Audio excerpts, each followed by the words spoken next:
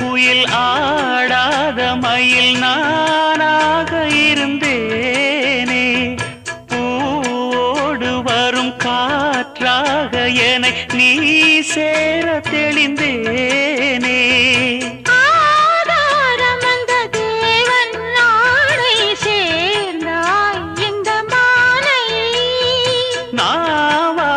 ருசித்தேனே தேனை தேர்ந்தேன் இன்று நானே.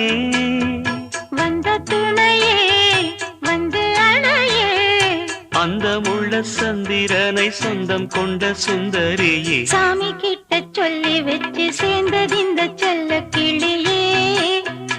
இந்த பூமியுள்ள காலம் மட்டும் வாழும் இந்த அன்பு கதையே.